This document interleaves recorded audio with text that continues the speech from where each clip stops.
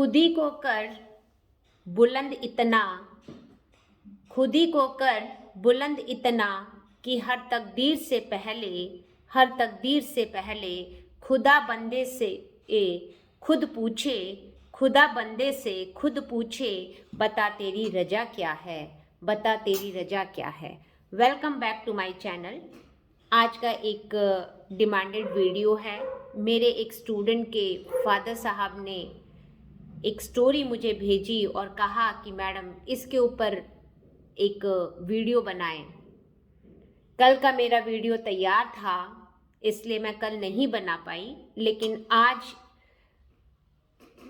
मैं उनकी इस डिमांड को पूरा करने का प्रयास कर रही हूँ। देखिए,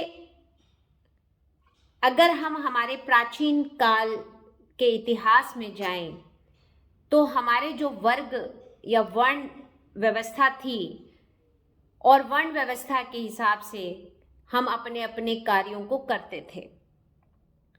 लेकिन जैसे जैसे हमारा आर्थिक और सामाजिक राजनीतिक विकास होता गया, आध्यात्मिक विकास होता गया, वैसे वैसे हमारे जो कार्य चयन की क्षेत्र हैं, या ये कहा जाए कि हम अब किसी भी क्षेत्र में वर्ण व्यवस्था का उदाहरण देखने को नहीं मिलता। ये कदापि जरूरी नहीं है कि एक मोची का बेटा मोची ही बने। आज समय बदल चुका है, शिक्षा बदल चुकी है, वर्ण व्यवस्था बदल चुकी है। हमारी जो पुरानी भारतीय सभ्यता और संस्कृति है, आज उसने अपने एक नया रूप ले लिया है। लोगों ने अपनी सोच को बदल लिया है, युवा बदल चुके हैं। और इसी सोच का एक उदाहरण अगर हम बात करें तो आज हमारी अंतर्राज्यीय अंतरजातीय विवाह होने लग गए हैं, जिसको आज एक आम बात माना जाता है। ना केवल लव मैरिज बल्कि अरेंज मैरिज भी होने लगी हैं, जहां पहले इसमें कट्टरता, रूढ़िवादिता देखने को मिलती थी।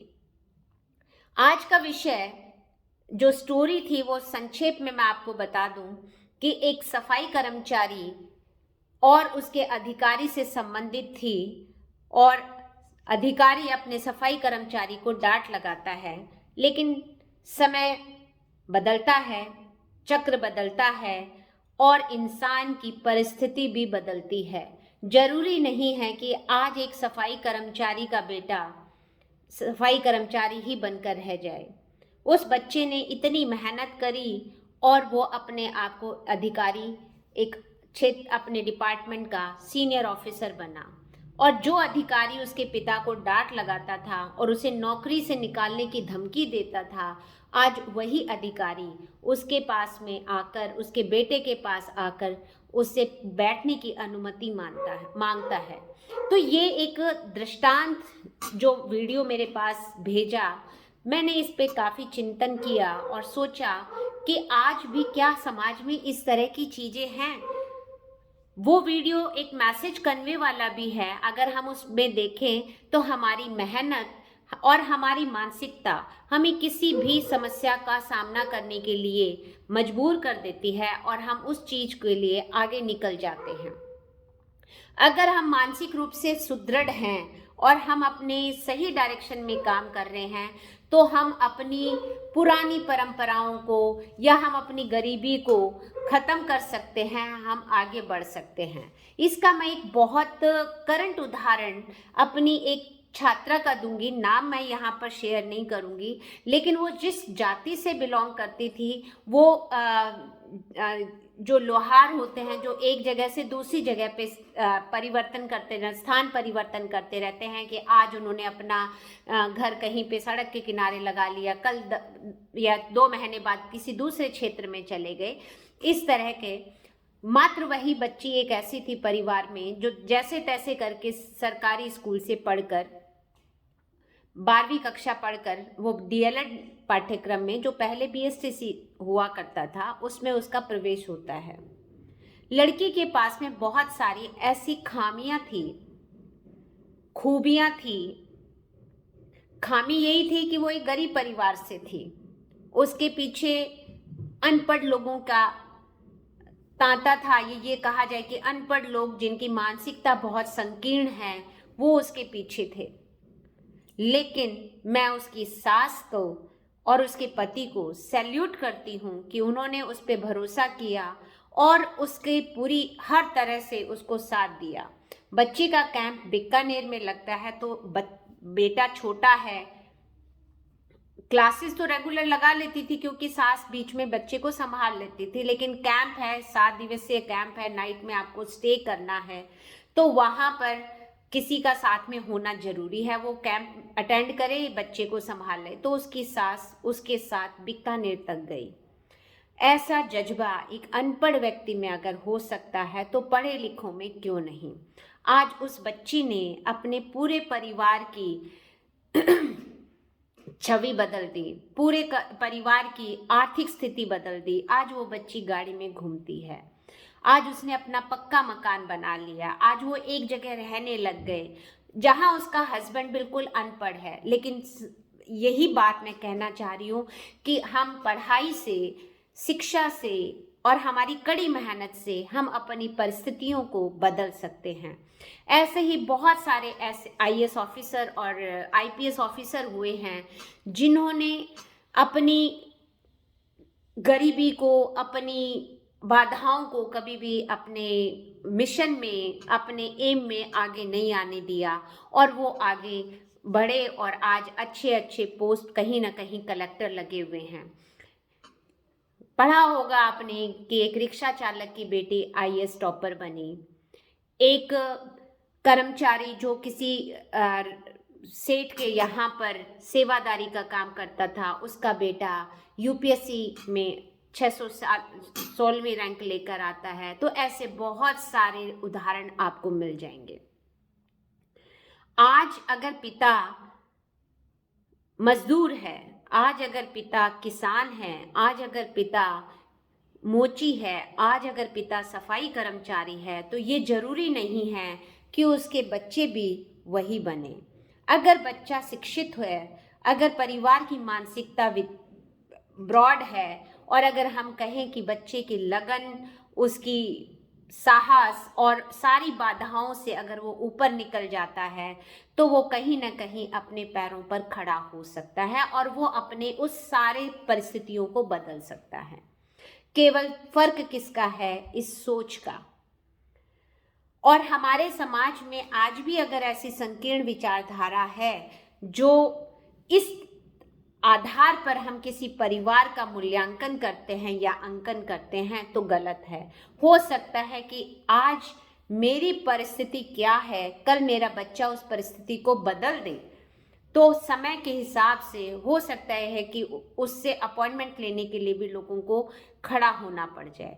तो ये बच्चे की मानसिकता, बच्चे का अपने एम के प्रति कितना लगन और सहन और निरंतरता बनाए हुए है उसको अचीव करने के लिए, उसमें अपने गोल को अचीव करने की दृढ़ शक्ति कितनी है, ये सब चीजें वहां पर वर्क करती हैं। समाज में ऐसे लोगों की कभी परवाह नहीं करनी चाहिए जो किसी के पद को देखकर उसको पूछते हैं या उसके साथ उसका व्यवहार करते हैं। पद केवल एक पद है, वो आज नहीं तो कल नहीं है। आप रिटायरमेंट के बाद आपको वो पद त्यागना पड़ेगा, वो पद हमेशा आपके पास नहीं रहेगा। रिटायरमेंट के बाद आपके किए हुए कर्म, रिटायरमेंट के बाद आपकी मानसिकता, रिटायरमेंट के बाद आपने कितने लोगों को गाइड किया, रिटायरमेंट के बाद आपको कितने लोगों की आपने हेल्प की, वही सब काम आने वाला है। आपका वो पद कभी भी आपके काम नहीं आएगा। पद तब तक है जब तक आप उस कुर्सी पर बैठे हैं। जिस दिन वो कुर्सी नहीं, वो पद नहीं, आपका अस्तित्व खत्म है। तो कभी भी किसी भी व्यक्ति को उसकी पद से उसकी गरिमा या उसकी छवि मत बनाइए, उसका व्यवहार मत निर्धारित करिए। दूसरा, अगर आप अपनी परिस्थिति को बदलना चाहते हैं और अपनी मानसिकता को पहले तो ब्रॉड करिए। कभी भी हार मत मानिए कि आपके आर्थिक आपकी मजबूरी है या आपकी कोई सामाजिक मजबूरी है या पारिवारिक मजबूरी है। देखिए, मजबूरी हर क्षेत्र में और हर स्तर के लोगों के लिए होती है। अगर एक अमीर व्यक्ति है तो उसकी भी कहीं ना कोई सीमाएं निर्धारित होंगी, उसकी भी कहीं ना कहीं कोई मजबूरी होगी। तो मजबूरी या हमारी जो कमी है, अभाव है, उसको कभी भी अपने जीवन में बाधा मत बनने दीजिए। मानसिकता को सकारात्मक रखिए तो एक दिन ऐसा होगा कि वो बाधा ही आपकी ताकत बन जाएगी। ऐसे कितने ही मेरे पास में उदाहरण हैं कि जहां पर पहले बच्चे के पास में बैठने के लिए एक झोपड़ी हुआ करती थी, आज हस्बैंड और वाइफ दोनों अपनी पर्सनल कार मेंटेन करते हैं। ऐसे कितने ही एग्जाम्पल हैं कि पहले वो कहीं किराए पे या बहुत मुश्किल से अपनी रोजी रोटी कमा पाते थे, मुश्किल से अपनी फीस भर पाते थे, आज वो कई बच्चों की फीस भर रहे हैं, कई बच्चों को पढ़ाने का प्रयास कर रहे हैं, कई बच्चों का भविष्य बना रहे हैं।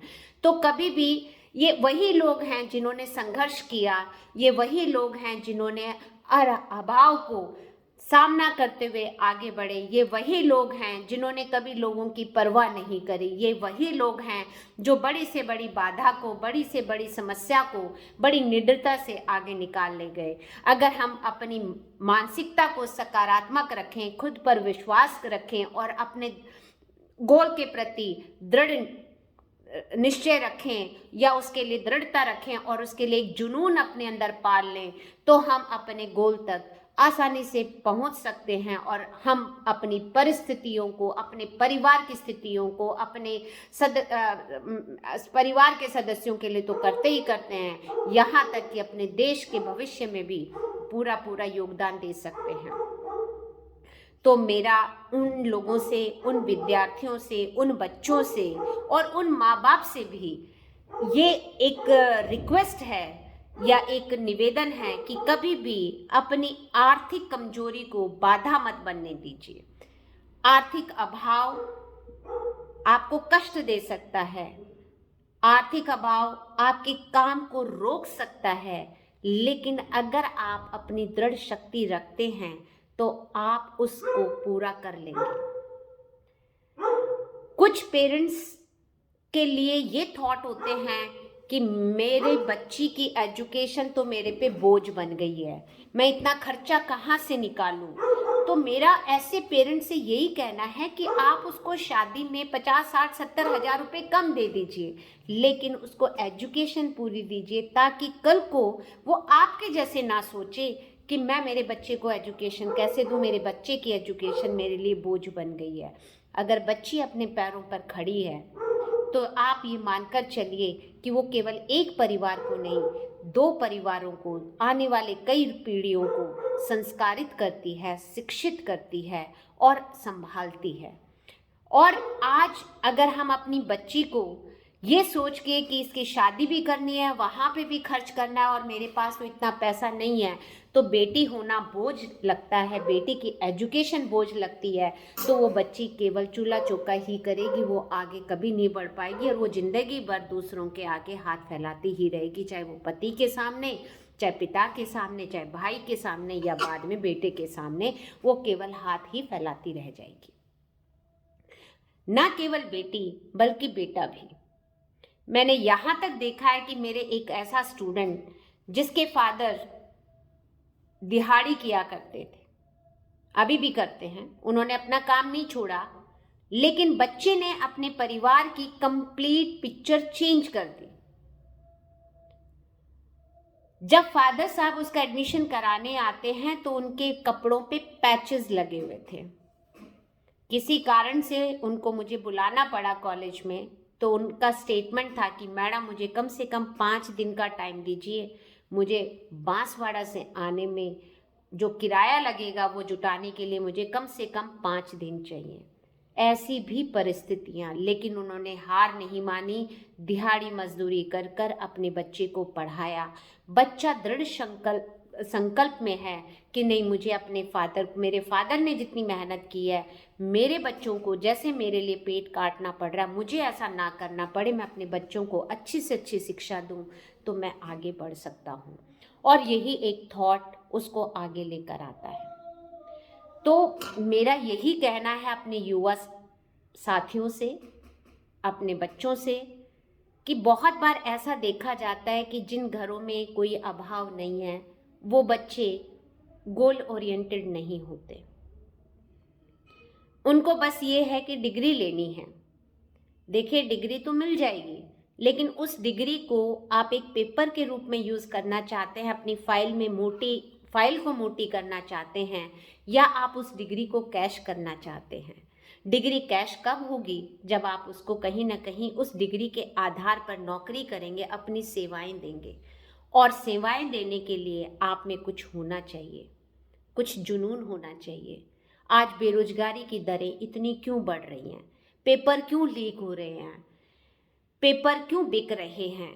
क्योंकि हम खरीद रहे हैं। हम खरीदार बैठे हैं बाजार में, पेपर को खरीदने के लिए हम तैयार बैठे हैं, क्योंकि हम मेहनत से बचना चाहते हैं। मुझे आज भी याद आता है, मैं अपने स्टूडेंट्स को उदाहरण देती हूँ कि जब हम पढ़ा करते थे तो हम कभी भी एक बुक से नहीं पढ़ा करते थे। हम हॉस्टल जाते थे, लाइब्रेरी में बैठते थे, लाइब्रेरी में बैठकर एक टॉपिक के लिए 4-5 राइटर्स की बुक उठाते थे और अपने खुद के क्लास में लेक्चरर्स के नोट्स तो होते ही थे, लेकिन खुद के भी नोट्स उसमें ऐड कर और उसे कंप्लीट किया करते थे, और उसी के बेस पे हम अपने आप को आगे बढ़ाते थे। लेकिन आज का विद्यार्थी शॉर्टकट चाहता है। उसे डिग्री तो चाहिए, लेकिन वो कड़ी मेहनत नहीं करना चाहता। नो डाउट आज परसेंटेज बहुत आते हैं। हमारे टाइम पे 60% आ जाती थी, फर्स्ट डिवीज़न हो जाती थी आर्ट्स में, तो ये कहा जाता था कि वाह फर्स्ट डिविजनर है।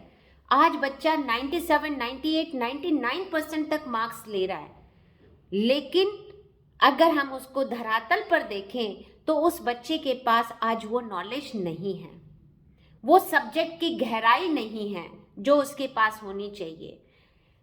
बुरा मत मानिएगा, बहुत से ऐसे विद्यार्थी आते हैं जो ग्रेजुएट और पोस्ट ग्रेजुएट करने के बाद यहाँ तक एमफिल और नेट क्वालिफाइड भी बीएड करते हैं, लेकिन अगर आप उनसे एक एप्लीकेशन लिखवाएंगे तो वो उस एप्लीकेशन में 50 गलतियाँ करते हैं। ना तो वो पूर्ण रूप से उसको हिंदी में लिख सकते हैं, ना कंप्लीटली उसको इंग्लिश में लिख सकते हैं। एक खिचड़ी भाषा जो हमारी चल रही है, वो उसमें भी उसको कंटेंट क्या लिखना है, सब्जेक्ट क्या है, एप्लीकेशन की बॉडी क्या है, वो उसे नहीं मालूम। ये कहीं ना कहीं एक प्रश्न चिन्ह लगाती है आज के विद्यार्थी के ऊपर, आज के अध्यापक के ऊपर और आज के एजुकेशन सिस्टम के ऊपर। मेरा वीडियो किसी और टॉपिक पे था, लेकिन मैं किसी और तरफ पहुंच गई, हमारे एजुकेशन सिस्टम पे। ये इसलिए क्योंकि आज का विद्यार्थी गोल ओरिएंटेड नहीं है। और कौन सा विद्यार्थी गोल ओरिएंटेड नहीं है? जिसके पास सब कुछ है, जो आर्थिक रूप से साधन संपन्न है, जिसके परिवार के सदस्य या उसके अभिभावक उसे कहते हैं बेटा आराम से कर, तेरे पे कोई प्रेशर नहीं है। आज वही बच्चा पिछड़ जाता है। क्यों? क्योंकि हमारा गोल सही नहीं है, हम उस गोल के लिए मेहनत नहीं कर रहे। जब क्लास लगती है तो हम सोचते हैं कि ट्यूशन में पढ़ लेंगे, ट्यूशन में सोचते हैं कि कल क्लास में सर पढ़ाएंगे तो पढ़ लेंगे, अब तो व्हाट्सएप और फेसबुक और इंस्टाग्राम चला लेते हैं। आप फीस भरते हैं, फीस के साथ साथ आप ट्यूशन की फीस भरते हैं, और उसके बाद में भी हम वो सब्जेक्ट नॉलेज नहीं हासिल कर पाते जो हमें करनी चाहिए। हम केवल पासिंग मार्क्स की बात करते हैं, हम ओवरनाइट पढ़कर वॉमिटिंग कर कर पास होने वालों में से हैं। और यही एक कारण है कि आज बेरोजगारी बढ़ रही है, स्किल हमारे अंदर डेवलप नहीं हो पा रही है। स्किल डेवलपमेंट के लिए, किसी एक चीज़ परफेक्शन के लिए आपको मेहनत करनी पड़ेगी, और मेहनत तभी होगी जब आप अपने विषय के, अपने सब्जेक्ट के एक्सपर्ट होंगे। सब्जेक्ट के एक्सपर्ट बनिए, आप पूरी दुनिया बदल सकते हैं। न केवल आप अपना परिवार, न केवल आप स्वयं, बल्कि आप पूरे समाज, सोसाइटी, सभी के लिए एक उदाहरण बन जाएंगे। और अगर हम सभी इसी डायरेक्शन में सोचना शुरू कर दें तो नो डाउट हमारा भारत बदल जाएगा। आज हम विकासशील देशों की श्रेणी में आते हैं, हम भी विकसित हो जाएंगे। हमारी जो एजुकेशन है वो केवल एक डिग्री लेने वाली एजुकेशन है। हम अपने आप को उसमें कभी भी यूटिलाइजेशन, टाइम यूटिलाइज हमें कैसे करना है, हमें कब से अपने एम को फोकस करना है।